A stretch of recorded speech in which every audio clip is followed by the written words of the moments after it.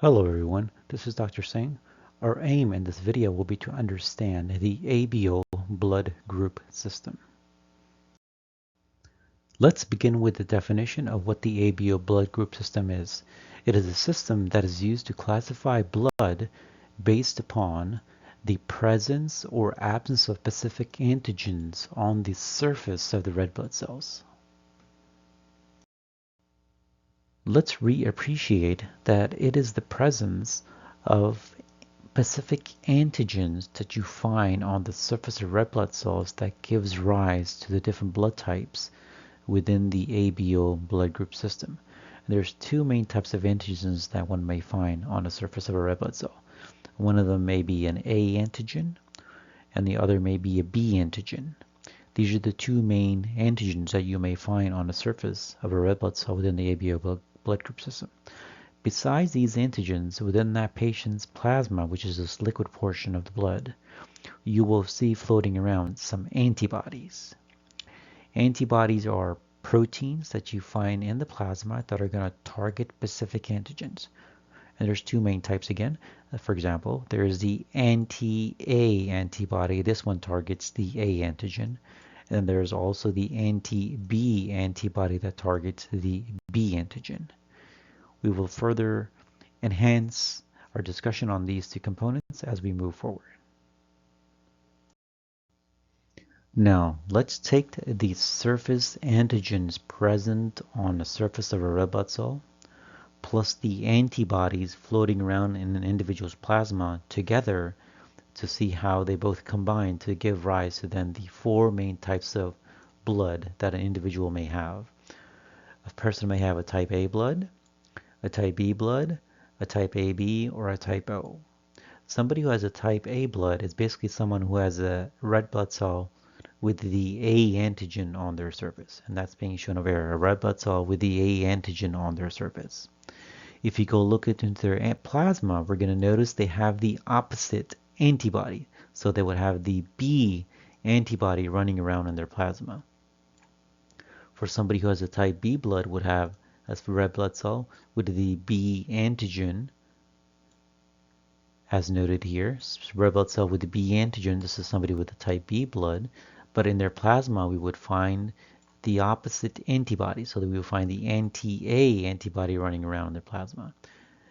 And somebody who has a type AB would have both the A and the B antigens on their surface of a red blood cell. So here's A and B. But in the plasma, we would find no antibodies at all. For somebody who has a type O, we would find a red blood cell with no antigens, but in their plasma, we would find both the anti-A and the anti-B antibodies, as denoted here.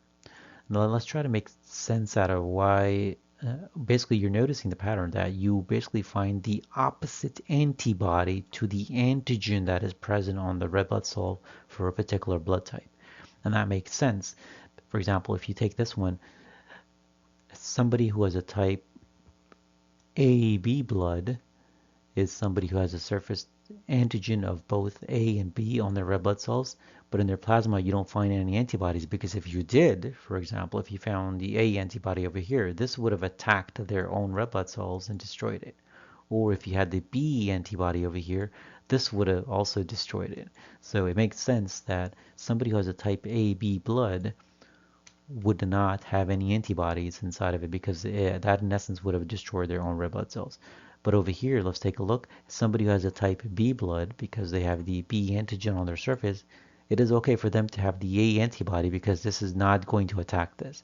This antibody is not going to attack this because they're different.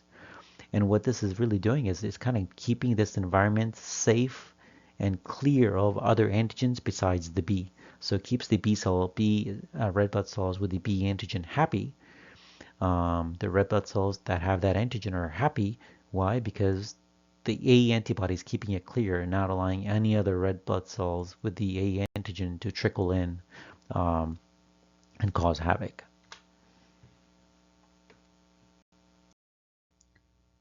Let us now take a moment to appreciate how we inherit the ABO blood group system within our body. We do inherit it from our parents. each parent is going to pass on one of two possible alleles to us. It could be the A, the B, or the O. And we know that the A and B are dominant and are going to be overexpressing the O allele, which is considered to be recessive.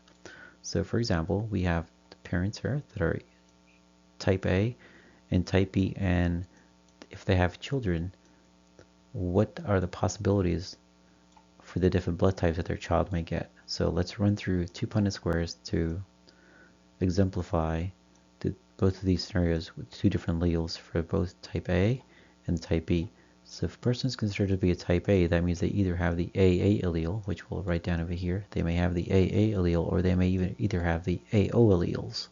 So AO, but this person is type A on either side. And we're going to cross that over with somebody, a parent, who's a type B blood, which means they either have the BB alleles or they have the BO alleles.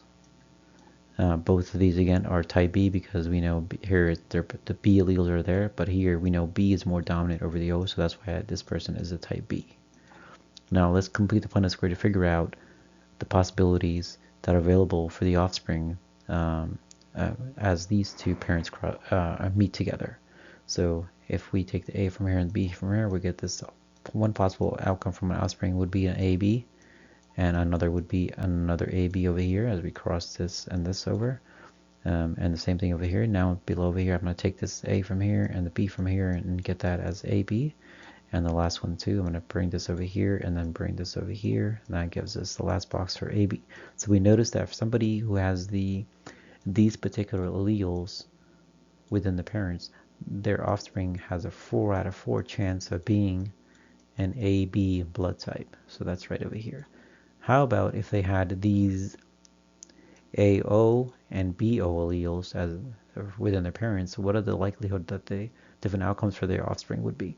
Well, let's complete the Punnett square to figure that out. So this would be AB, and this would be the AO, and this would be OB, and this would be OO. So this tells us basically we have a 1 out of 4 chance that the offspring with these given alleles for their parents, that there's a 1 out of 4 chance that one of the offsprings is going to be AB,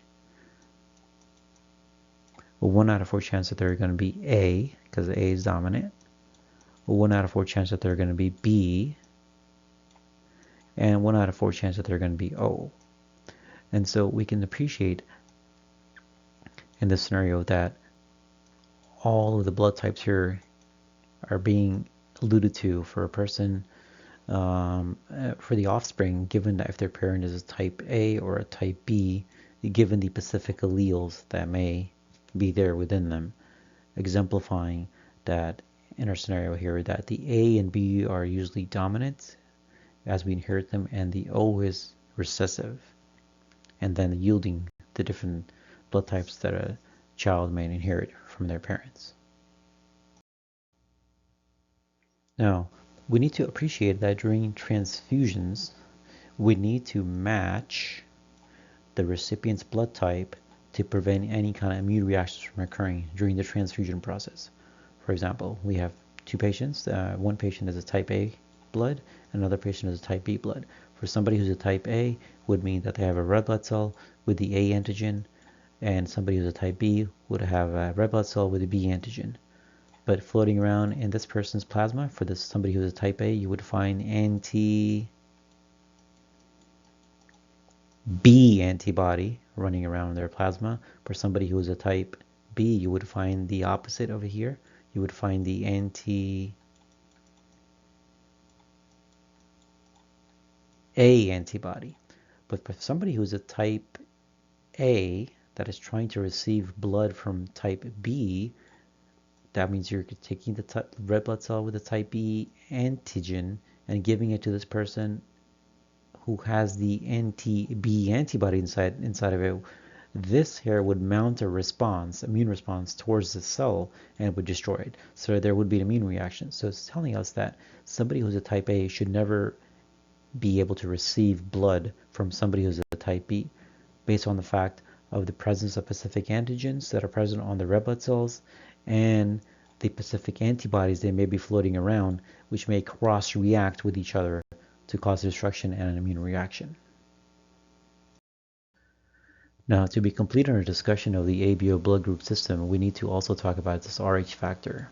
This RH factor is an additional layer that is put onto this blood classification types that renders an individual as either a positive or a negative. Somebody who has the RH factor is said to be positive, and someone who does not have this RH factor is considered to be negative. For example, we had said before that you can have a blood type of A, but given this RH factor, we're going to classify these individuals as either being A positive or A negative. So this tells us the A, if somebody was type A positive, it means that they have a red blood cell with the A antigen, and the positive is telling us they also have the RH factor. Somebody who's A negative tells us that they have a red blood cell with the A antigen, as we saw over here, but the negative tells us that they do not have the RH factor over here. So they will be devoid of that. And this will be true for the other three blood types as well. So you'll notice that for the B, we can also have a B positive or a B negative blood type.